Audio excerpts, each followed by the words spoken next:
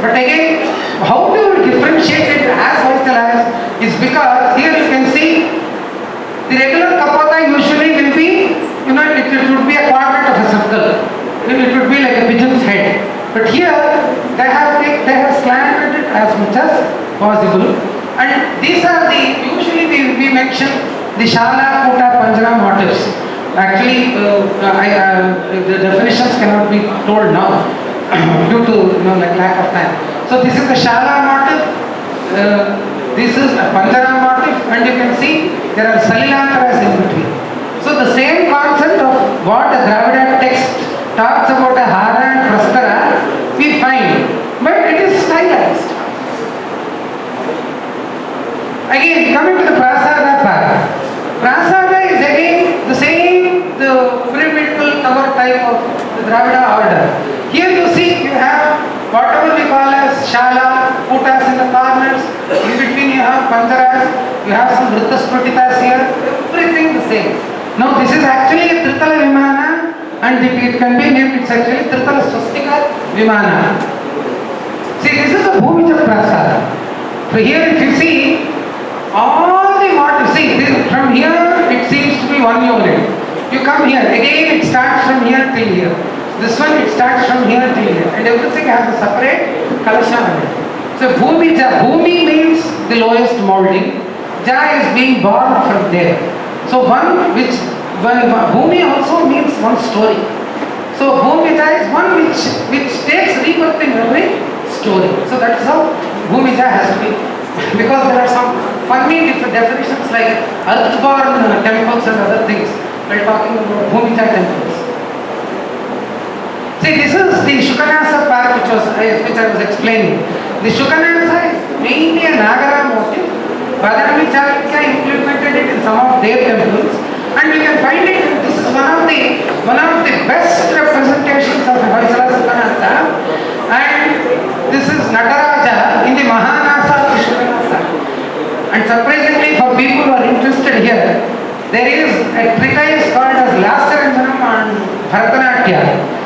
There is description of the retinue of Nataraja in that text, which you can find sculpted all over here. This is actually a Gajasamhara Murti, but Shiva is supposed to have danced at all the occasions, even Samhara Tandavas are there. So you can see there are deities, Vishnu is playing flute, you have associating Indra associated with the drum, everything, and the same descriptions you can find in Lasaranjana. Now coming to the pillar part, this is the popular Hoysala kind of pillar. So this was usually called as a lathe-turned pillar. The textual name for this pillar is a Shrikara Stamba. Probably I feel in the Brahmi script, the word Shah will resemble the spell bell. That's why it might have derived its name as Shrikara. So this is the Shrikara Stamba, and the name is also found in an inscription in Hodalu, where it is said 4 Shrikara pillars were built by such and such a sculptor. This Shrikara pillar, now there are many arguments and controversies as is known. Some people say it is late turned, and people who always have a doubt that Indians knew technology earlier to British invasion, they deny it. Because everybody has a feeling that Indians are not technically advanced any day. It is only Britishers who introduced technology to us. But now, further researchers have proved that there was some method, which is a lathe-like, it did not be a lathe as such, but a lathe-like technology which was used. Because, see, you have to observe 2 things here. This is not a well-polished pillar. Probably it was fixed in some of the outer periphery and he has not bothered to polish it well. The previous one was polished well. You see, you can find a lot of markings. No sculptor will sit and chisel some lines like this. It must have been, found because of the hand. This is a dilapidated shaft. Sometimes ruins come to the help of a researcher than the extant structures. See, here you see a knob in the upper part. And surprisingly, the lower part also has a similar knob. So in the further slide, see, you can see. Now we cannot argue that it is a pivot to place a study or something above it, because the system is totally different for that. So this very end, see here, if you have to just fix a study, that can be square or something. But here it is purely completely a circular thing which you find. So this shows the Hoysalas had some technique. Probably they dug some vast, like a channel-like thing where a stone was placed and it was turned by 2-3 laborers, and something was placed because iron was known, iron implements were there, so this was known. So the pillar shaft was also made with this layer, and sometimes if necessary later on it was ornated or even chamfered, or even some flutings were done and all those things. Now see, this is an example of Shrikara Stamba found in a Torana at the Godagathavadi temple. I actually wanted to show one more slide, I could not find it. See, again coming, now the Western scholars in the earlier days, they had an approach, as I was telling the dynastic affiliates, that there were some pillars which started from the Vijayanagara era onwards. The musical pillars were named, the composite pillars they named. But we have found names of each and every pillar in the Agama texts. Everything has a name, it is there. And earlier references we find, earlier forums we find in the Hoysala examples. And if I had the Vijayanagara presentation, I could have gone through all the this thing. Here, why I am showing this is the Chitrakanda Stamba, which was widely used by the Vijayanagara people because it was easy to make, and building activity during Vijayanagara period was very immense and vast. So Chitrakanda was the best form they can use. So this pillar, but Hoysalas knew the execution of Chitrakanda Stambas. Now this is an attempt to define what Vesara really is. Because Vesara is one thing which I highly discussed and controversial. Vesara was being confused by many scholars. But Kamikagama gives the nearest definition, because there is one shloka in all the texts like Manasara, Maimata, Shilparatna, which says Chaturashram Nagaram Vidya Ashtashram Dravidam Vrittam Vesaram. So they had a notion, whichever has a square plan, it is Nagara, this is Dravida, Vesara and so on. But that is an argument which cannot be accepted at all. Because that argument I am not going to now, it's not necessary now.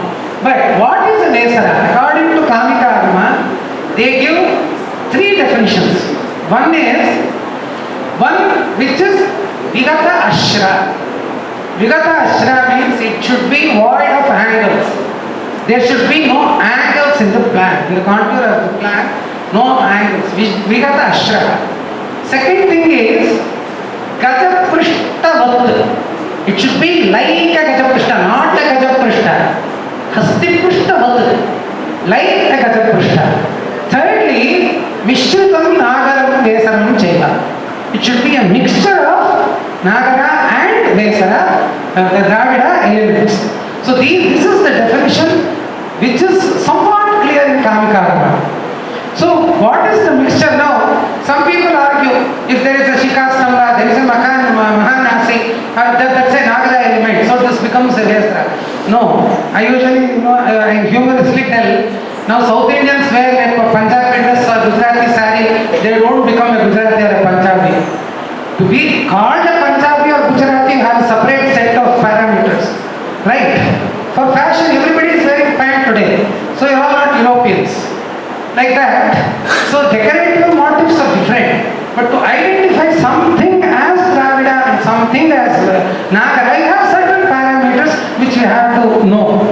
So coming to these 3 factors, we see that the stellate plans of Hoysala temples can be classified as Vesara because they have all these 3 qualities. See, here what is being Gajaprishtavat? Gajaprishtavat means you should have an apsidal plan. Plan not only in the contour in the ground level, but even in the elevation. Here you can see it is apsidal, but not completely Gajaprishta. Here you can see it is apsidal, not completely Gajaprishta. So it is Gajaprishtavat. Now, Vigatashra, there should be no angles. You take, if you join all the bindus, or if you see the Upana contour, it is circular. It doesn't have any angle as such.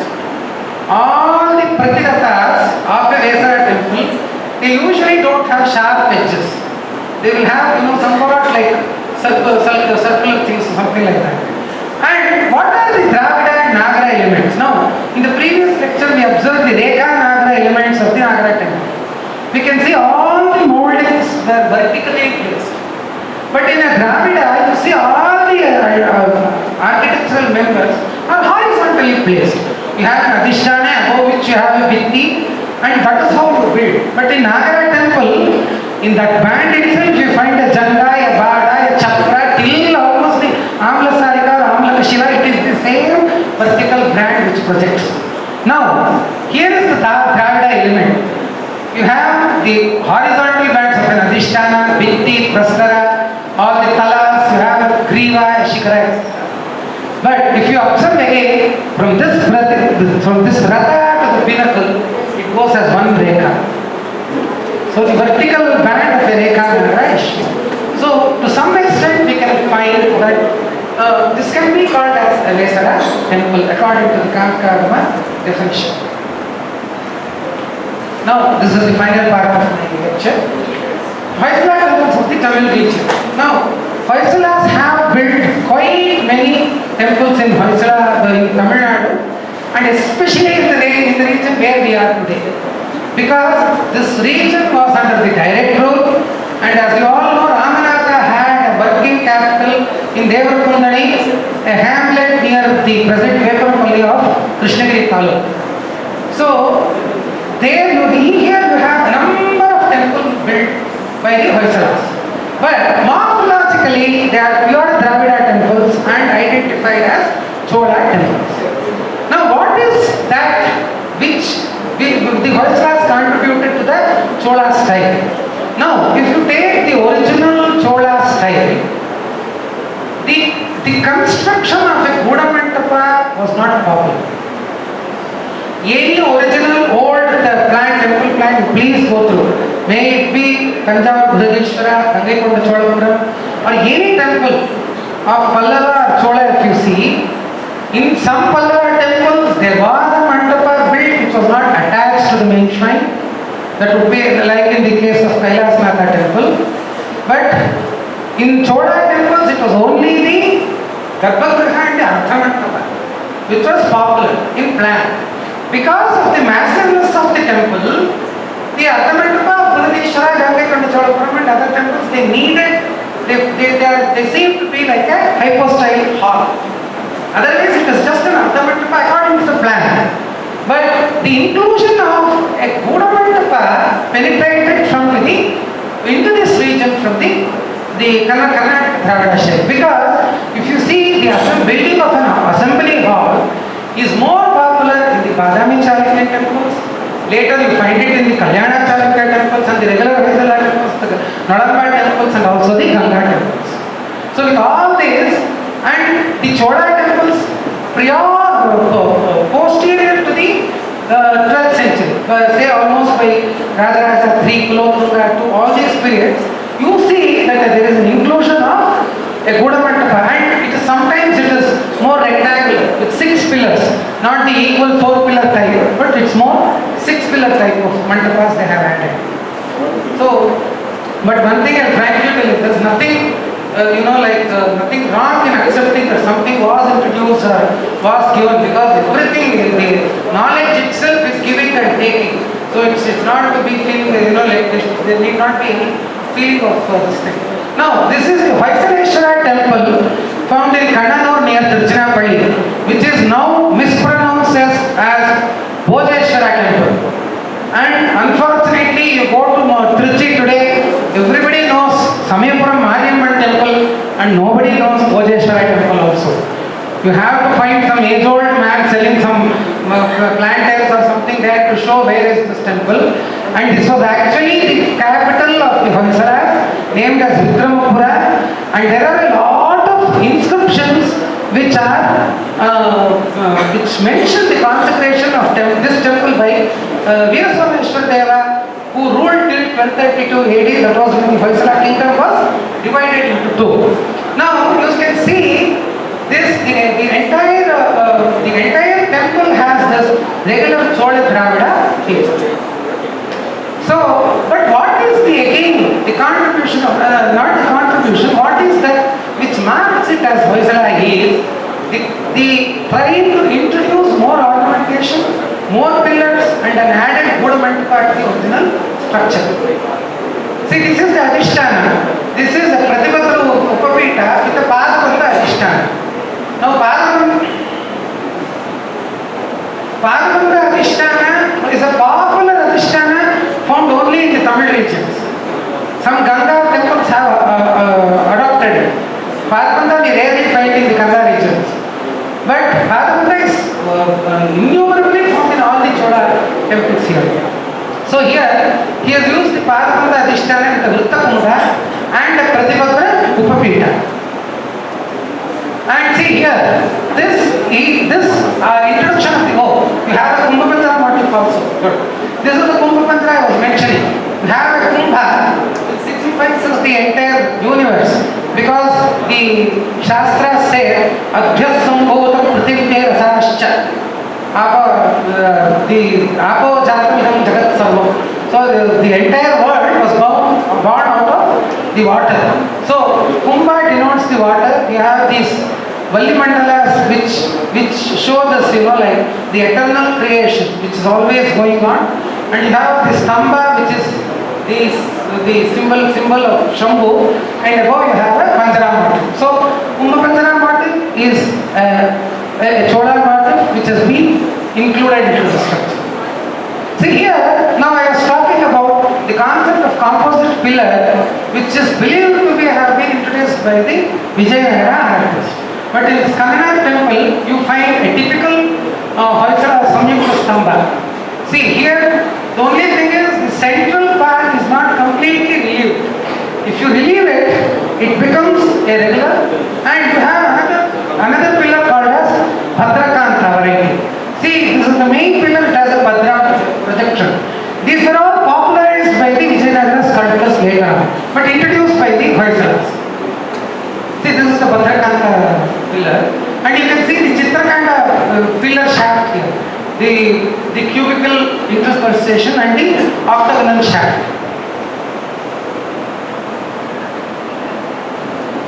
Now, this is a pillar from Hosur Chandrachodeshwara temple.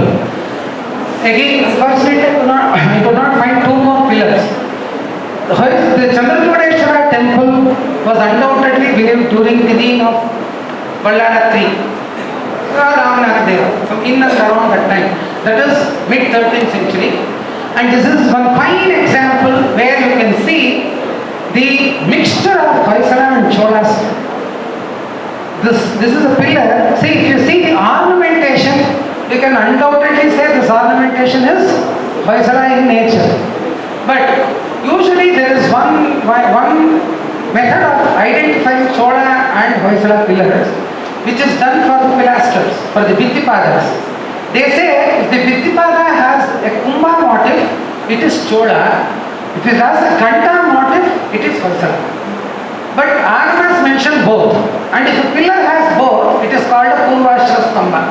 All these definitions are very clear. Now here you can see this motif is Kumbha. Kumbha undoubtedly. But all the Muktakarasas below, these Rajukas at this Purvashra part, this is all Hoysala in presentation. And the Potika above,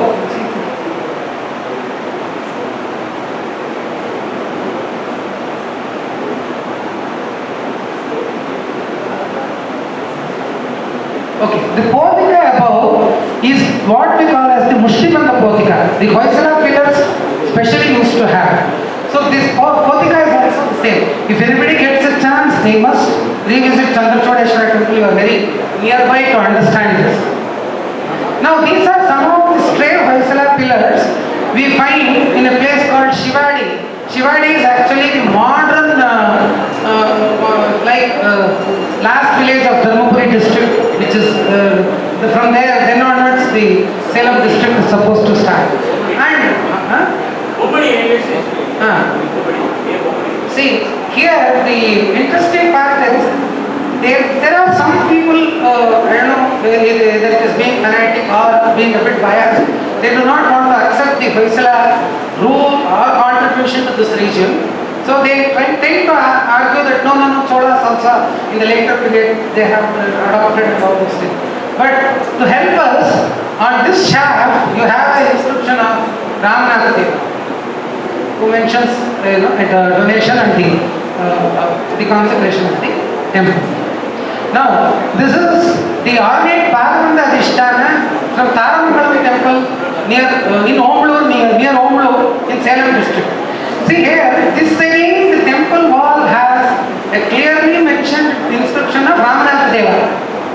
So it has, if I am right, the inscription also is dated to 1268, something like that. And see here, the Paramanda Adhisthana has the regular Paramanda Adhisthana features. But the Hoysala influence, you can see that each and every Anga, they have tried to make it ornate. So such features show that the culmination of two schools. Why I am mentioning is, the temple activity, especially in the buffer zone, goes completely unnoticed. Nobody really bothers to understand what was temple building between phases, between periods. You know Pallava? Oh, I know Pallava. This is Pallava. You know Chola? This is Chola. But what is between Pallava and Chola? What is between Pandya Mandalam and Chola Mandalam? This one nobody is really much inclined to know or to talk about. See, this is again the same Praskara of the Dravida order. It has this, all the ornamentation you can see is Hoysala influence. Now, again, this building of Rajagopuram was again attributed to the Vijayanagara rulers, and that is why they came to be called as Raya Gopurams. No doubt, they built lofty pillars, Gopurams for all the existing temples. Actually, especially in Tamil Nadu, all the Chola temples were greatly expanded during the Vijayanagara rule. Everybody knows it. The Nayaka period and Vijayanagara period here. But the system was already known. This is the Saptatal Gopuram found in Jambukeshwara temple, and there is an inscription which mentions that Veera Someshwara got his Edunilai Gopuram constructed of Mishra, which is half stone and half Mishra, that is mortar and wood. You can see that till this part it is stone, above this it is mortar. And I don't know, the taste of people, they have over-painted it to lose its original charm. This is this thing. See here, another interesting things we have to observe here is the Simhapada pillars. Simhapada pillars were greatly used by the Pallavas. It is known. Pallavas have implemented Simhapada in a very large number. But when Cholas started their consecrations, maybe to differentiate themselves from their predecessors, who were their enemies too, they did not implement much Simhapadas. We have very rare. And again you see the introduction of Simhapada pillar in Airavadeshwara temple, which is again a late Chola temple, probably the period of the Airavadeshwara temple's construction and the Pallava, there were almost 4-5 centuries might have crossed. So by then this kind of enmity might have gone down because Pallavas were almost extinct. And the Hoysala Someshwara has used Simhapadas, the Hoysala artisans here, they have used Simhapada, and to support this, the previous Hoysala temple I showed in Vikramapura, you have some pillar shafts of this kind scattered all around the Mahadvara of the temple. Because we have lost the Raya Gopura, it is not in its condition. And so you can see the reintroduction of Simbabada pillars by Hoysala in the Tamil region. So this is about the Hoysala temple.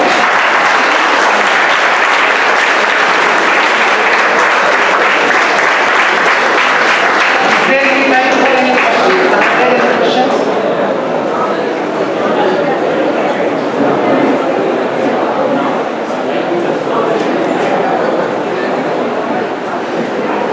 Is there time for questions? Are there any questions?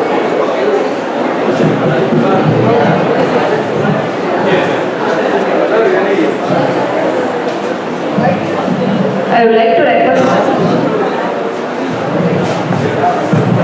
would like to request our chairman sir to honor the speaker with a memento.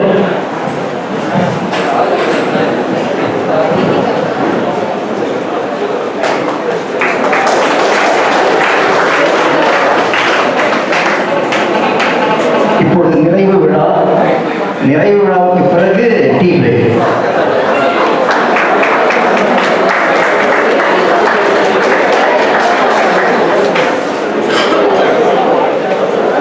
அதிகபட்சம் 20 நிமிஷம் இல்ல 15 நிமிஷம்.